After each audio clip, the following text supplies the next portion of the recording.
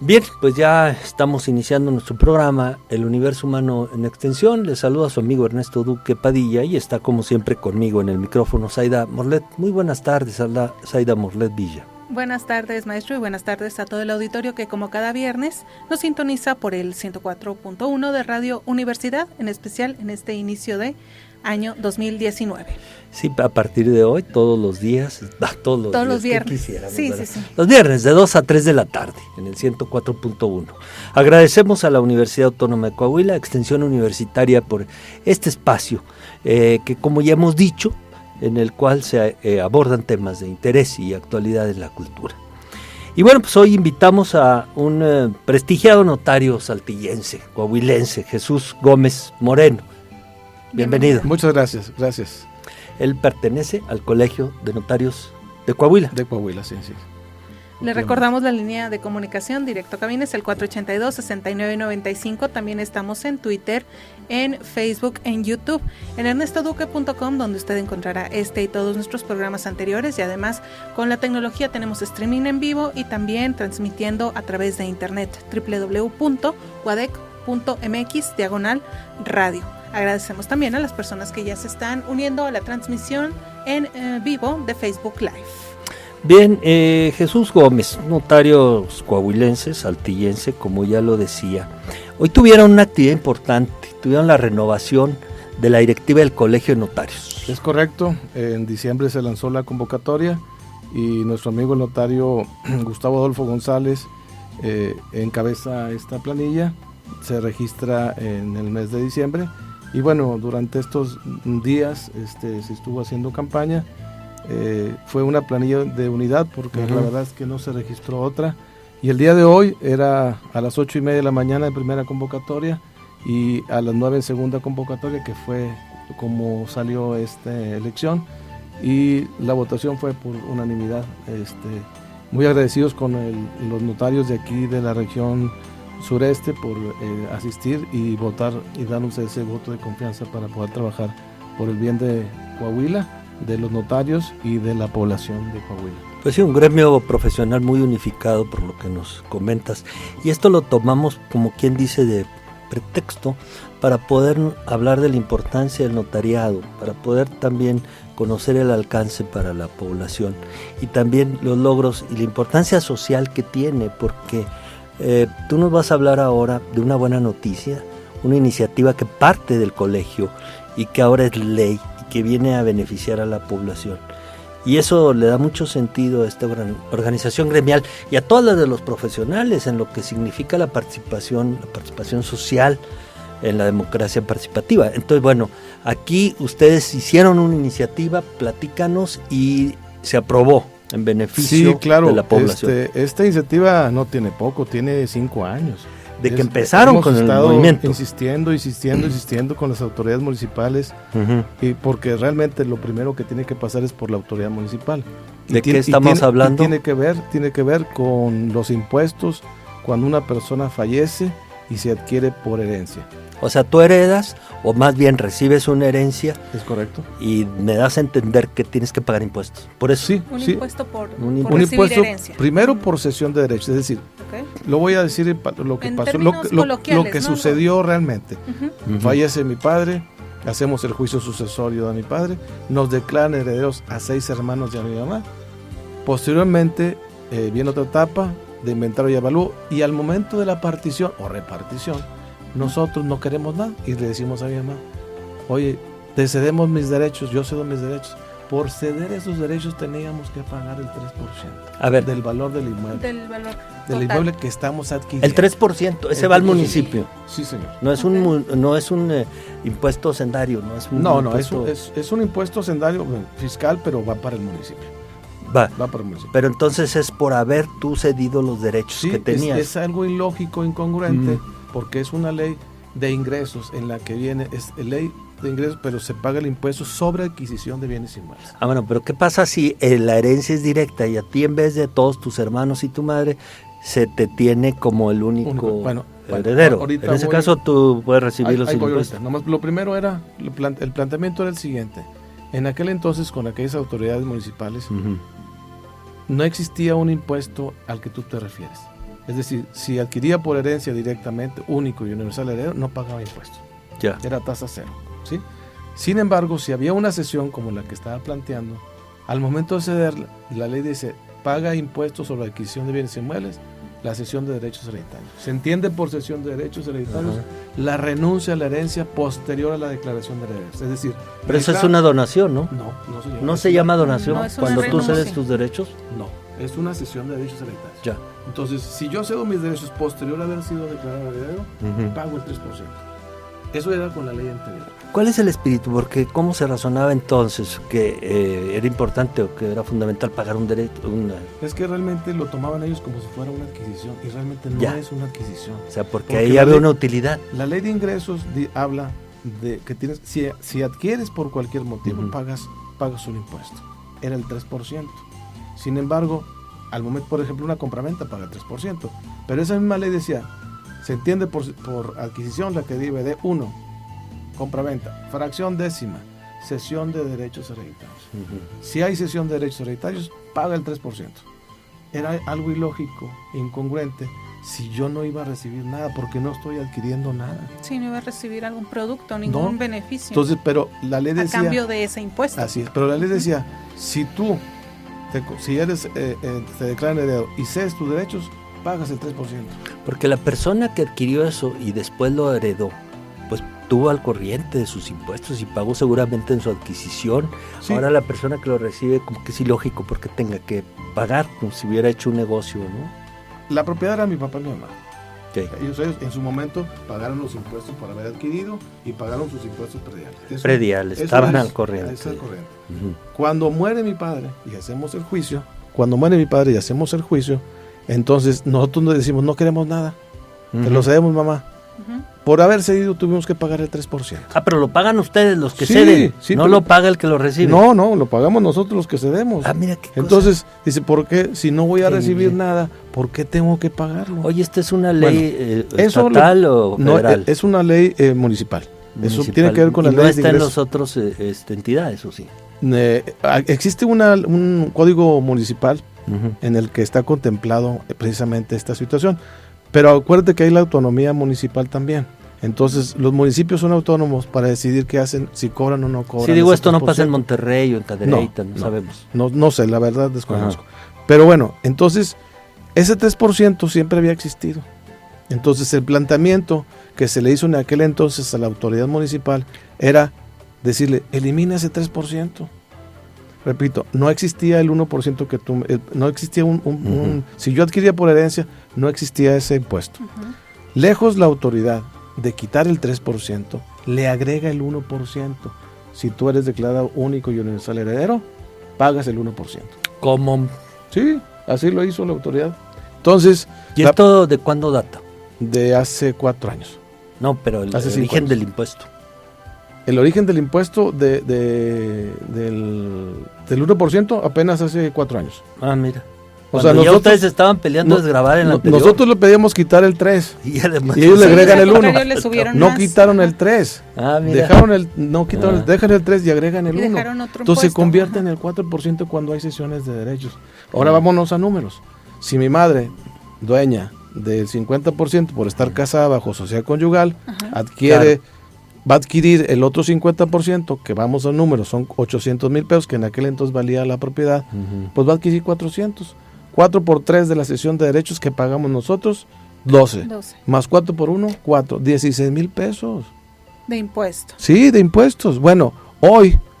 Más lo del juicio. Más los derechos, más estos de registrarles, más honorarios. Más honorarios de los... Okay. Entonces, bueno, eso sí afectaba a nosotros como notarios públicos, pero primero me afectó como un ciudadano, ¿verdad? Porque tuvimos que pagar por algo que no debíamos haber pagado. Y luego, ya en la función de notario público, pues al momento que llega una persona donde ya va a protocolizar su juicio sucesorio, que a lo mejor lo llevó a cabo con un abogado particular o lo llevó a la dependencia pública como los defensores de oficio, porque no les cobran honorarios allá, y luego llegan con nosotros, lo primero que revisamos, ¿hay cesión de derechos? Sí, híjole, les hacemos el presupuesto y se van para atrás. No, y lo que dicen, el notario es muy carero. Eso es lo que salen diciendo. Entonces, por eso nos dimos a la tarea, el colegio, de estar presente, estar insistiendo, Hasta que ahora este alcalde nos hizo caso.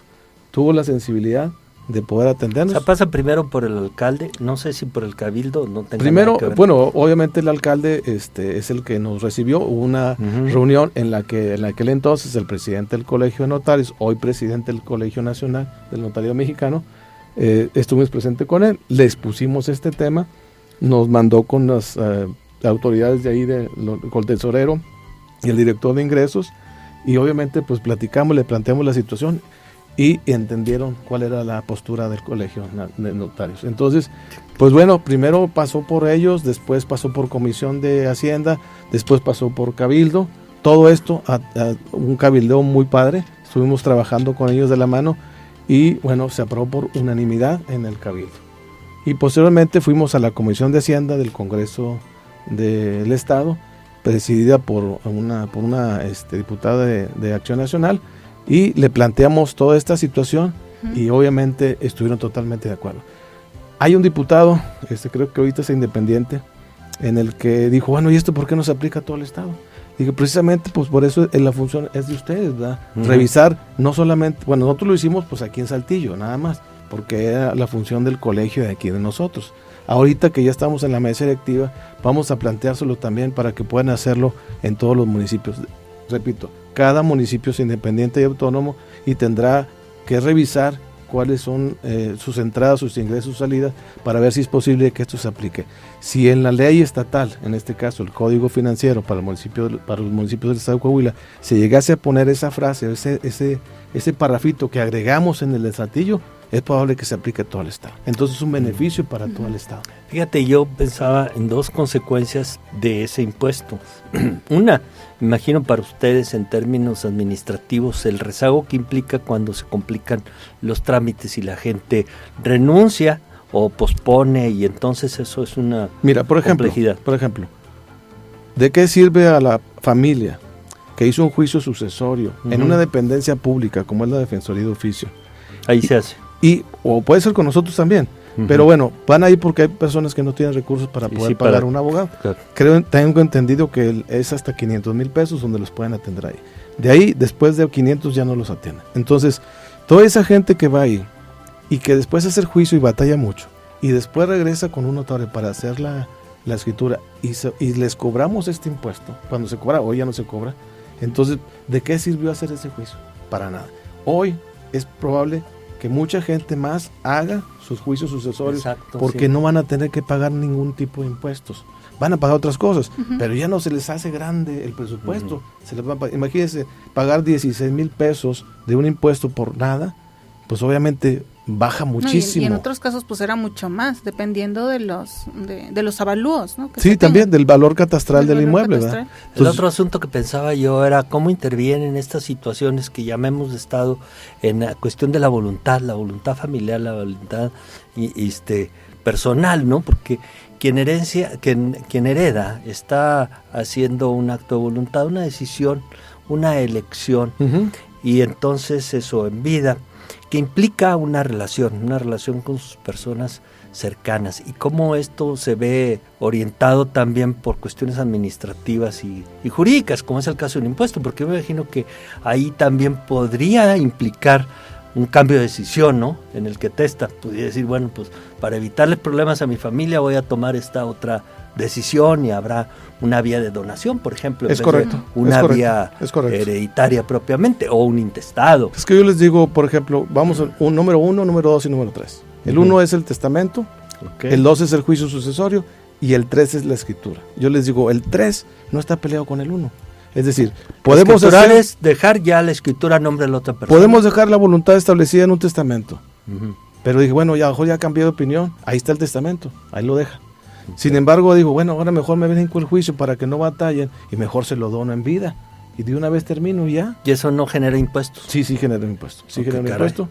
Aquí el impuesto que se genera también, la ley dice que marca el 3% regla general. Sin embargo, existe una exención en el sentido de no vas a pagar el 3% ya en cesiones de derechos hereditarios y tampoco vas a pagar el 1% por adquirir por herencia.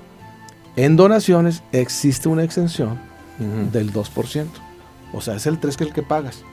Sin embargo, te van a exentar el 2%. Vas a pagar el 1%.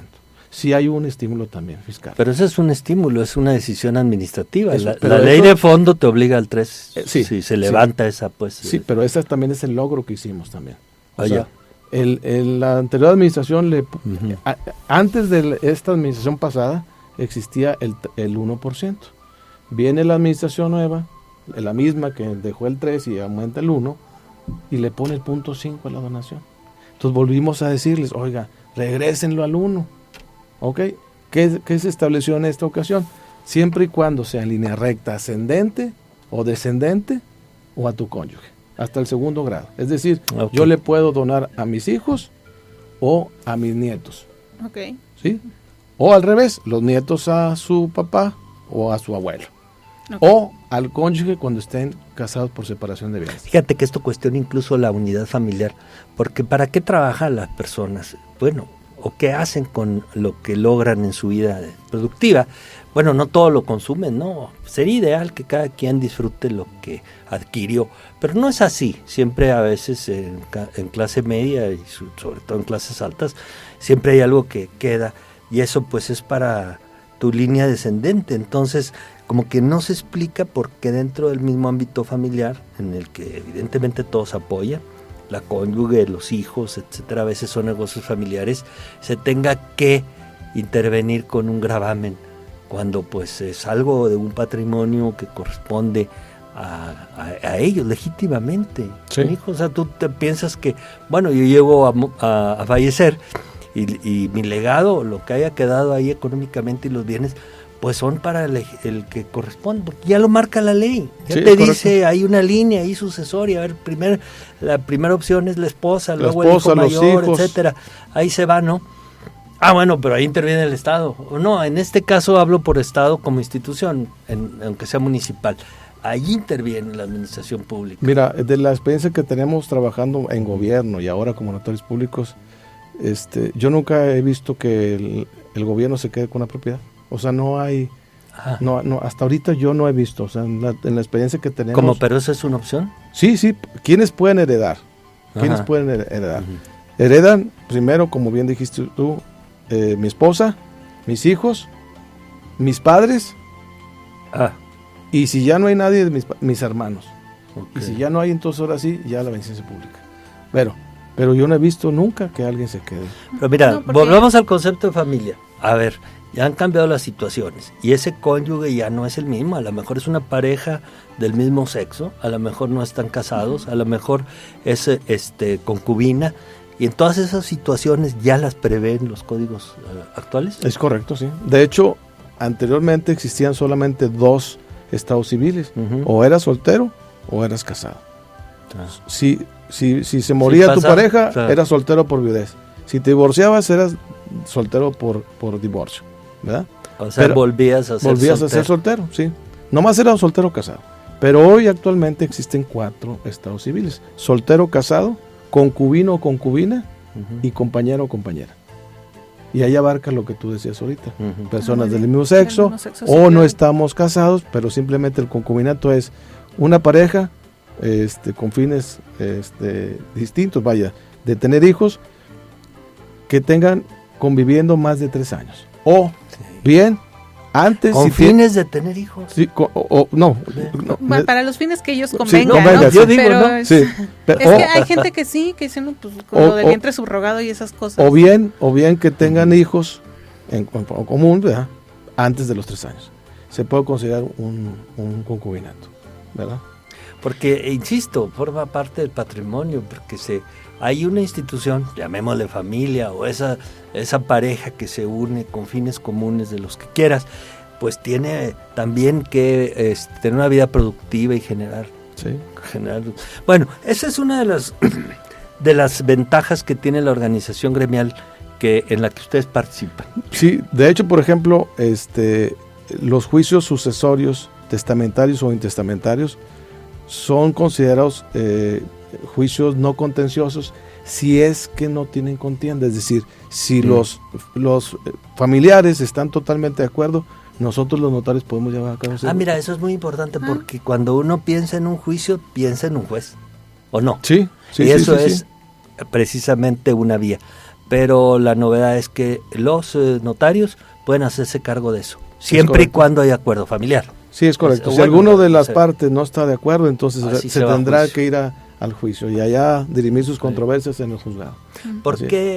¿Cuál es la ventaja que tiene para la población, para un individuo, para una familia, que existe un notario? ¿A qué se puede acercar?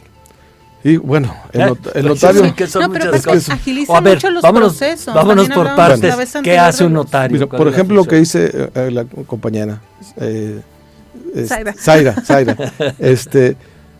¿Por qué aperturaron que los notarios pudieran hacer juicios no contenciosos? Porque los juzgados están llenos. Sí. Los juzgados están llenos. Entonces, no es lo mismo que nosotros en un mes pongamos la audiencia para terminar un juicio sucesorio.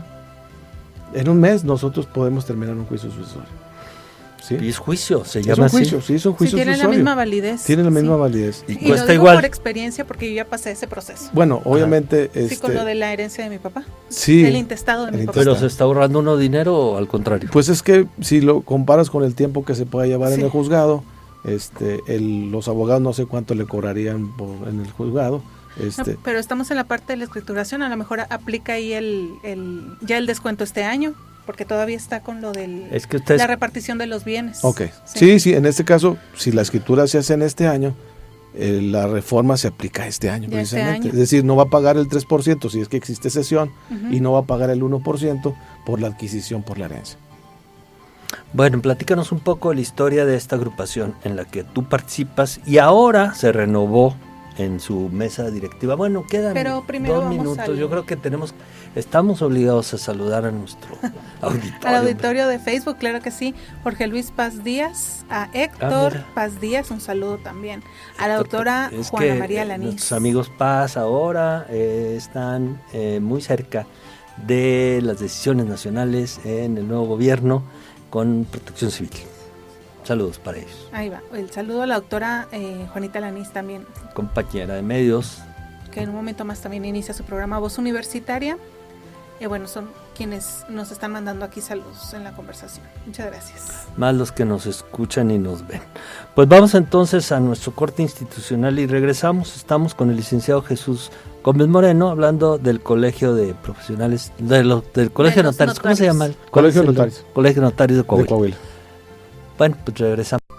¿Sí con mi carro? Sí. Bien, ya regresamos. Estamos en su programa El Universo Humano en Extensión y escucharon ustedes aquí un diálogo porque no dejamos de platicar cuando salimos al intermedio a nuestro corte. Estamos con Jesús Gómez Moreno, quien es miembro del Colegio de Notarios en Coahuila y hoy tuvieron la renovación de su directiva. El presidente saliente ahora es el presidente nacional de notarios y eso hizo que se renovara pues esta notaría. Y lo tomamos pues como excusa para poder hablar sobre la importancia del notariado. Como gremial, por ejemplo, sus programas sociales como han impactado como un logro muy reciente que tienen, y es la reducción del impuesto en el juicio sucesorio testamentario. Bueno, eso estuvimos hablando en nuestro corte anterior. Me gustaría mucho que ahora enfocáramos un poco hacia la función del notario, porque no todos conocemos con precisión toda la gama de servicios que podemos encontrar. Y estuvimos platicando aquí sobre cosas que yo ni me imaginaba. Por ejemplo, eso de proteger un patrimonio para que no sea embargable cuando tienes un negocio familiar. Es correcto. Anteriormente siempre ha existido, pero reciente, la administración pasada se promovió una iniciativa en el que ya no hay límite. O sea, no hay límite en tu patrimonio. Es decir, si tú tienes, antes eran cerca de 2 millones de pesos. Pero ahorita no hay un límite, o sea, no existe. Es mi patrimonio familiar, esta es mi casa, mi terreno, y aquí tengo una casa. No importa que valga 16 millones de pesos. ¿Qué es patrimonio familiar? Es tu propiedad, es con lo que vas a subsistir tu familia, tu esposa, tus hijos, en tu casa habitación. Y que abarca no solamente tu casa, sino abarca tus carros, tus muebles, tus libros, tu herramienta de trabajo, todo eso es lo que abarca lo que es el patrimonio de familia. Y eso hay una forma de asegurar para que luego con una deuda en estas instituciones de crédito muy accesibles pero muy caras, luego no te embarguen. Es correcto, pero ni siquiera Hacienda ni el seguro social. Por eso. Que luego se la pasan estos no, pero además asustando. Cobradores asustando. Mandan, sí, al departamento jurídico, no sé qué dependencia, y te mandan un papelito. Un papel ahí sin chistes, enredado, ¿verdad? Donde dicen con letra chiquita. Lo dejan atorado ahí en el... Sí, no, que vinieron, que no te encontraron, que te presentes todo el día para embargo, para quitar todas las cosas, ¿no? Porque aparte van a accesar al domicilio, no te le ponen muy... Sí, eso no es posible, ¿verdad? Pues es que eso lo utilizan mucha gente para asustar a la ciudadanía, en el sentido de decir, pues tienes que pagar, te mando un citatorio, eso es extrajudicial, porque eso no es judicial, es extrajudicial. Pero bueno, este procedimiento es para constituir un patrimonio de familia y proteger todo lo que sea el patrimonio de familia, es decir, que no te vas a caer en la calle. O sea, tú vas con un notario y haces ¿qué cosa? Se llama Constitución de Patrimonio de Familia. Constitución, y entonces expide un documento. Y fíjate lo interesante, este procedimiento no se cobra su inscripción en el registro público. No se cobra su inscripción. Y pasa directamente, no tiene que pasar por municipio, nomás pasa directamente al registro público. Y lo único es pues el pago de los honorarios. Pero no se cobra su inscripción en el registro público. Es gratuito. Hay que hacerlo, vale la pena hacerlo. Sí, vale la pena hacerlo. Mucha gente lo hace. No, o sea, la inscripción no por cada cosa no genera impuesto, no genera impuesto. Okay, bueno. O sea, no genera impuesto, no genera derechos de inscripción en registro público. Okay.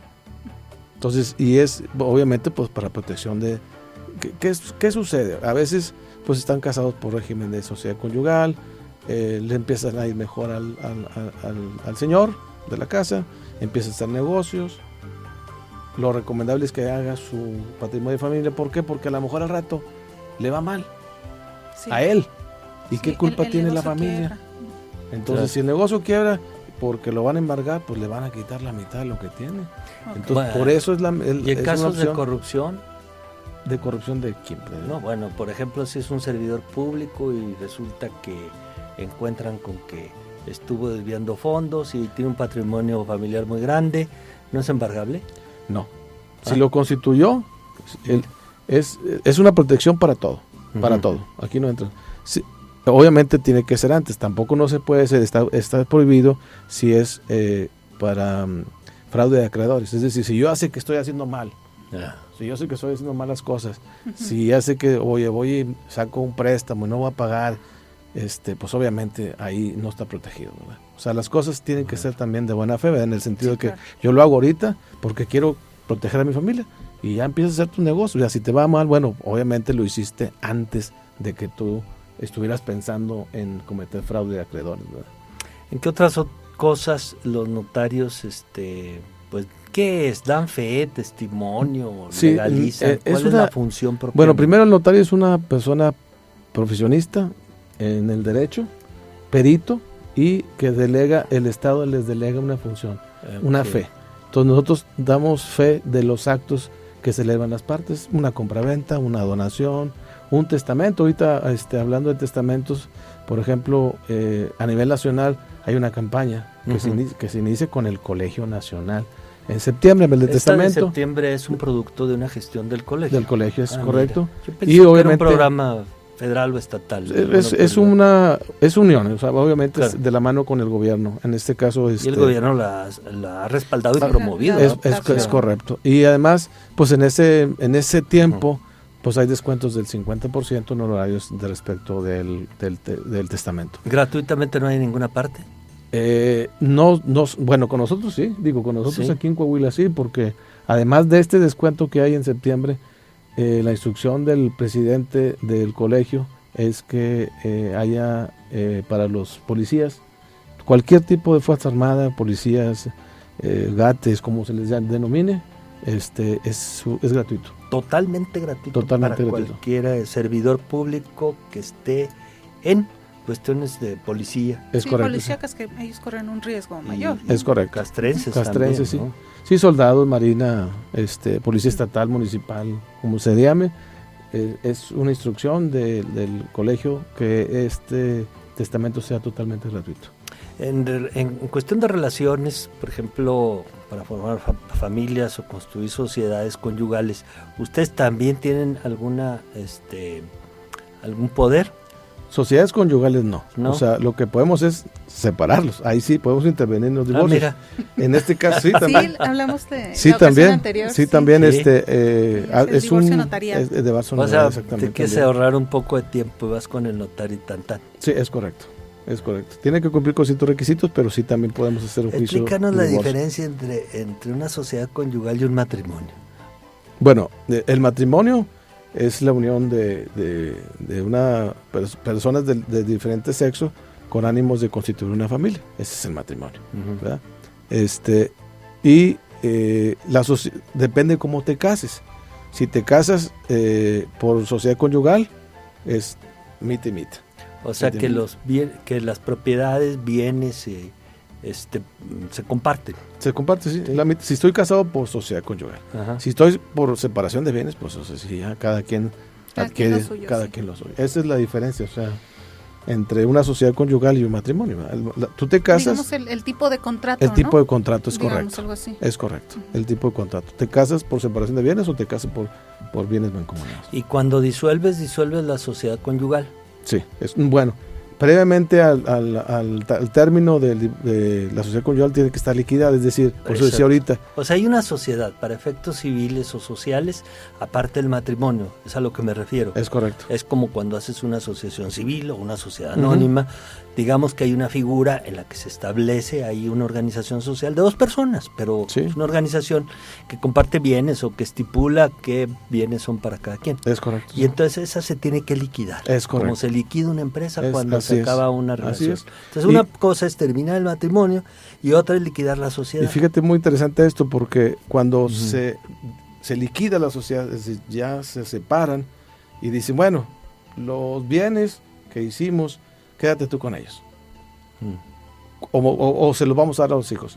Pero no basta que se diga y no basta que se apruebe el convenio en el juzgado. Tienen que ir con el notario público para protocolizar esa sentencia de divorcio con el juicio, con el convenio aprobado. Ese convenio Porque es un prácticamente- convenio de disolución Sí, porque de la sociedad. Porque de prácticamente liquidación. ella o él se queda con ese 50 y el de él o ella Ujú. lo van a adquirir y pues tiene que ser una escritura donde van a Y adquirir este otra vez, 50%. y ahí también entra el impuesto. Sí, ahí entra el 3%. Y ese ya también lo quitaron. No, ese no, ese es Pues porque eso- está No, adquiriendo. porque no es herencia, No ahí es- sí está adquiriendo, ahí sí la está persona sí adquiriendo. está viva. Es ¿Pero correcto, por qué? es correcto. A ver si, digamos que Es como si fuera solidariamente apoyó para que ese bien... Es como si fuera una compraventa. O sea, si yo compro, Ujú. tengo la obligación de pagar el 3% del impuesto sobre adquisición de bienes inmuebles, el ISAI. Entonces Ujú. va a pagar el 3% del 50 que está adquiriendo, pero solamente el 50, porque el otro 50 ya lo tiene, Ok. ¿verdad? Bueno, pues, ¿y en qué otro caso conviene ir con el notario? Porque ellos dan fe de una Pues serie de cosas. cuando de quiero trámites. constituir precisamente una sociedad anónima, Ok. una sociedad civil, una asociación Ujú. civil. Sí, a nosotros, yo que he participado en distintas organizaciones de la sociedad civil, pues pasamos por el protocolo con el notario, ¿verdad? Es Y luego la correcto. mandas a Relaciones Exteriores y te aceptan el nombre que le pusiste y ahí te vas, ¿no? Sí, ahorita ya cambió, ya no es Secretaría de Relaciones Exteriores, ahora dice Secretaría de Economía. Y Bien, bueno, está fíjate bien. también, otro tema muy importante, porque habemos muchos notarios que tenemos la clave para accesar directamente a solicitar los nombres a la Secretaría de Economía. Hay otros notarios que mandan a los clientes directamente a la Secretaría de Economía a que los soliciten. Ujú. Y después me designan, hay un portal donde designan al notario para que él se haga cargo de protocolizar y hacer todo el acto constitutivo de la empresa. La participación social a través de los organismos de la sociedad civil es muy grande en México, pero sin embargo es más grande de lo que está registrado en la Secretaría de Economía, porque el Registro Nacional de Sociedades u Organizaciones de la Sociedad Civil pues hablará de unas 36,000, ¿no? Pero quizás haya muchas más, porque hay agrupaciones muy modestas o de vecinos o simplemente colectivos, como les llamamos ahora, en los que con un fin común te organizas y haces un trabajo social o altruista en beneficio. Bueno, eso no se cuenta. Y no se cuenta porque no está la organización registrada. Y pues no está registrada porque no hay organización. Entonces cuesta trabajo, da flojera ir a constituirse. ¿Qué podemos Pero aparte hacer? ¿Qué también tan difícil es? Es un desconocimiento, porque a lo mejor se piensa que nada más es un grupo de amigos, o sea, es un colectivo y no, o sea, hay que dar... Es que mira, las cosas están cambiando. Por ejemplo, ahora en la cuestión de protección civil, recomendábamos en cuestión de prevención de desastres, quisiéramos los comités de prevención que antes eran vecinales, ahora se hacen por grupos a través de las redes, ¿no? Sí. Por ejemplo, en WhatsApp tú puedes tener el colectivo de Parques de la Cañada, donde todos los vecinos están siempre preparados por si acaso el río ahí que cruza y el nuevo centro comercial se desborda y nos cae ahí una contaminación. Entonces es un programa de prevención donde incluso a veces implica, no es el caso, pero pudiera ser una mesa directiva, una organización interna que ya no está registrando porque das por sentado que en la red se organiza. O también organizas un colectivo a través de Facebook u otra plataforma donde agrupas una serie de intereses y de personas y desde ahí te empiezas a organizar, tienes una página web, generas tráfico a través de las redes para la página web, ahí subes documentos, etcétera. Vamos, mi preocupación es esta. Estas organizaciones sociales modernas, contemporáneas, muchas de ellas no registradas, ¿vale o no la pena formalizarlas? ¿Existe ya el sistema para que a través de las redes también se formalicen como organizaciones y se registren? ¿Qué tan difícil es? Yo creo que sí vale la pena, porque además ahorita ya la Secretaría de Hacienda da seguimiento a todos los ingresos. Es decir, si estas personas se reúnen con un fin común, pero le deposito aquí a mi amigo, todos, Hacienda te va a decir al rato, oye, ¿y ese dinero de dónde es? ¿De dónde lo tuviste? Es que son voluntarios. Pues por lo pronto me pagas el impuesto de la renta, ¿verdad? Para empezar ponemos nuestra tarjetita para todo, ¿no? ¿Sabes qué? Vamos a cooperarnos para las fiestas del viernes, para la fiesta de la iglesia, de acuerdo. ¿Me traes el dinero? No, yo te lo deposito en tu tarjeta. Y aquel llamado tesorero del grupo pues recibe 5, 10, 7 mil pesos. Su sorpresa es cuando le cae al año Hacienda, bueno, el servicio. Bueno, a lo mejor en 2 años o 3 años. No dice, oiga, ¿quién generó usted ingresos que le fueron depositados? Extraordinarios, ¿de dónde es? Y por lo pronto págueme. Y luego vemos. Entonces, yo creo que sí es conveniente que lo hagan porque, bueno, obviamente ya constituir legalmente, con un RFC autorizado por Hacienda, pues va a haber una cuenta bancaria, Oye, todo eso. Pero eso implica tiempo, ir con el notario, trabajo. Ir con el notario. Ir con el notario. No me da tanto miedo ir con el notario, sino todo lo que implica la formalización después, porque hay una declaración mensual, hay una declaración anual, hay que llevar los libros y todo. Es correcto, sí. Eso es entrar al orden contemporáneo. ¿En qué otra cosa nos pueden ayudar los Mire, por notarios? ejemplo, cosas importantes o tips que podemos tener. Por ejemplo, una compraventa. El vendedor cuando va a vender tiene que pagar su impuesto sobre la renta. ¿De dónde se calcula el impuesto sobre la renta? De la base de cuándo lo compró, en qué fecha y cuánto le costó. Y ahora, pues ya pasaron 5 o 10 años. Pues lo que haya sido, ¿verdad? Pero le calculas, ¿cuánto lo vas a vender? Si lo compró 500 y lo vende en $1,000,000 de pesos. Bueno, tiene que pagar el impuesto de la renta sobre esto.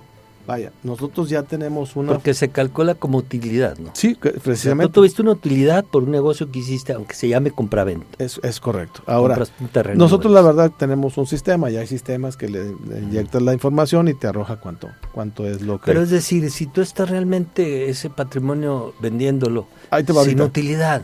Sí, ahí va ¿no? ahorita lo que voy. Por eso le decía el tip. Tú vas a vender tu casa habitación, es tu casa habitación. ¿Cómo demuestras que es tu casa habitación? Pues con tu credencial de lector. Si tu credencial de lector coincide con ese domicilio, no pagas el impuesto sobre la renta. Es exención, porque es tu casa habitación. Segunda cosa, si por alguna razón no cambiaste domicilio, es tu casa habitación, pero no cambiaste, lo conservaste tu domicilio del otro que tenías. Con los recibos de pago de los servicios de energía eléctrica o telefonía fija, con eso compruebas que vives en tu casa habitación. ¿Con qué antigüedad? Con 2 recibos. Ya. Con 2 recibos. Siempre y cuando ahora, por eso les comento, todo eso ya está muy relacionado con Hacienda. Tú tienes que tener tu CFDI, tienes que ir a teléfonos o tienes que ir a comisión a darte de alta para que te genere una factura con tu CFDI. El cuadrito ese que viene ahora. Ese. Si no lo tienes, no. Tercera. O sea, hay que ir a Comisión de Hacienda, ahí es donde paga uno. Comisión de Electricidad. O Telmex, ¿verdad? Tercera, no tienes los recibos tampoco a tu nombre. No los tienes porque la rentabas y no lo tienes, por lo que sea. Tercera, estados de cuenta bancarios. Ok. 4, estados de cuenta de casas comerciales. Si ya no tienes todo eso, pues ahora sí tienes que pagar el impuesto a la renta. Ahí no hay para dónde hacerse. Bueno, y si tienes 3 casas, puedes tener los recibos en una, el RFC en Tú otra. puedes exentar por 3 años. Tú tienes que manifestar al notario público que no has exentado otra casa en 3 años. Exentarla. Sí. En una venta. En una venta. Tú puedes tener 4 casas, 5 casas, las que quieras. Pero solamente al vender las 4, nomás vas a exentar una. Ok. O puedes vender una cada 3 años. Y luego hay que pasar otros 3 años. 3 años, exactamente. Pero por ejemplo, en aquellos lotes campestres, en aquellas propiedades que adquiere la gente, al venderlas ahí hay que pagar impuesto. ¿Cómo demuestras que es tu casa habitación? Si no tienes esas 4 cosas que dije, tienes que pagar impuesto a la renta. Recomendaciones, pues tengan a la mano recibos de luz, de teléfono, nada más. Luz o teléfono. Agua no. Agua no. Agua no. Gas tampoco. Gas tampoco. Entonces, así dice el reglamento de la ley de impuesto a la renta. Solamente. Y luego dice, los recibos tendrán que estar a nombre del contribuyente, de sus ascendientes, de sus descendientes o su cónyuge. Es decir, el agua puede estar a nombre, la luz a nombre de tu esposa, a nombre de mi mamá. A nombre de su mamá, a nombre de su hijo, ¿verdad? Entonces, esas cosas consérvenlas por lo menos 2 recibos, ¿verdad? Sí, consecutivos, ¿verdad? Pero lo ideal es que se tomaran el tiempo, ¿no? 1 o 2 días de vacaciones y actualizar todos esos datos. Sí. O sea, si hay campañas de actualizar la credencial, actualizar los recibos, todos, o sea, los contratos. Es correcto. Porque sí, en un momento Licenciado, se necesita. ¿Qué no sería interesante hacer folletería, aunque sea para las redes virtual o como sea, con estas cosas? Digo, como iniciativa del Colegio de Notarios, ¿no? Servicios a la comunidad, para que la gente ubicara eso y otras muchos No, tips, por ejemplo, ahí va otra, o sea, el vendedor. La ley de lavado de dinero, voy a hablar números cerrados. Establece que no puede haber disposición de efectivo. Yo te pago una casa con efectivo hasta 600,000 pesos. Nada más. No puedo decir que 700,000 en efectivo, ahí te da el millón. No se puede. Después de los 600, todos los números cerrados, es un poquito más, 605. No se puede hacer si no es mediante transferencia o cheque. Un ejemplo, una señora va a vender. Pero porque eso lo registra Hacienda, ¿no? Sí. Una señora va a vender, una señora va a comprar. ¿Cómo va a pagar usted, señora? No, por una transferencia. Muy bien. ¿Cuánto es la operación? 650,000 pesos. Ok. ¿Y de qué es de usted la cuenta? No, es de mi hijo que está en Estados Unidos. Entonces ya nos metimos en un problema. ¿Verdad? El dinero debería ser depositado del hijo a la mamá y la mamá pagarle a su vendedor. Sí, entonces ya... Bueno, pero la mamá al recibir ese dinero también está timbrando a Hacienda, porque es correcto, Hacienda va a decir, tú recibiste esto y no me pagaste impuestos. Es correcto. Entonces, y aparte pues, viene la operación de compraventa. Sí, tuve un cliente que en este caso vendía carros, no estaba dado de alta en Hacienda nunca, 2014, 2015, 2016, va el 15 conmigo y me dice, oiga, mira, me llegó una carta donde dice que Hacienda le dice, hemos registrado en sus cuentas de banco de tal en la cantidad de 1,000,000 de pesos. Por lo tanto, como no me los has pagado, págame el 30% de no por lo pronto. Ya después averiguaremos por qué ¿Hay una cantidad mínima para que Hacienda revise eso? Pues no, la verdad desconozco, pero yo creo que es al azar, o a lo mejor, como ya todo está conectado. Es fácil que lo detecte. Todo lo que tengas frente a tu cuenta se considera ingresos. Los salvo médicos por el contrario. Ya están operando también, pues reciben de los pacientes los pagos también de manera electrónica, ¿no? Con tarjeta. Tarjeta, cheques también, o efectivo, o sea, tiene que dar factura, tenemos que dar factura. Todos de los ustedes servicios, dan factura. De todos los servicios que prestamos, exactamente. Entonces, bueno, ahora sí conviene estudiar para las carreras administrativas, sobre todo contador, ¿no? Pues sí, pues cada año hay reformas fiscales, misceláneas, etcétera, o sea, hay muchas cosas que ver. Pues este año pues esperemos que no sabemos cómo se van a dar las reformas. Claro. Y bueno, pues hay que estar al pendiente también, hay una cosa importante también, el plan que tenemos en en esta administración de este colegio, el presidente Gustavo Adolfo González Ramos, vamos a celebrar un convenio con el Colegio de Contadores de aquí de Coahuila. Mira. Porque pues es importante también estar Ajá. a la vanguardia en los temas que tengan que ver con cuestiones fiscales que nos ayudan a nosotros y les van a ayudar a nuestros clientes, ¿verdad? También. Pues yo la invitación que hago es a que el colegio, pues así como lo viene haciendo, le dedique atención a los temas sociales, pues sobre todo de fusión. La verdad es que te lo digo yo como usuario, como persona física, todos estos datos, tips que nos das, no los conocía, la mayoría. Siempre es importante eso, porque eso te cambia tu vida muchas veces. Claro. Un detalle, simplemente saber por dónde, cuál es el camino en una cuestión que se te atora, la vida cotidiana, en cuestiones administrativas, cómo evitar un problema y un dolor de cabeza. Es correcto. Entonces, Yo lo que diría es que se acercan a su notario de confianza. Aquí en Saltillo. ¿Son de confianza los notarios? Todos son de confianza. Sí, aquí son notarios. En Coahuila, aquí en Saltillo específicamente en la región, hay aproximadamente 120 notarios ejerciendo. ¿Y son muchos o son pocos? Pues yo creo que son los suficientes que hay ahorita. O sea, yo creo que estamos bien. ¿Cómo se adquiere un Fiat? Bueno, el Fiat, de acuerdo a la nueva legislación, las reformas que hubo a la ley del notariado, se tiene que presentar un examen. Uh-huh. Se tiene que reunir ciertos requisitos, tener experiencia, haber trabajado en una notaría, sí, haber trabajado en... Sí, también. Ser sí. abogado, ¿verdad? Obviamente ser abogado. ¿Y no los pone el gobernador? No. Ah. No los pone el gobernador. No. Bueno, pero sí reconocen su trayectoria, ¿no?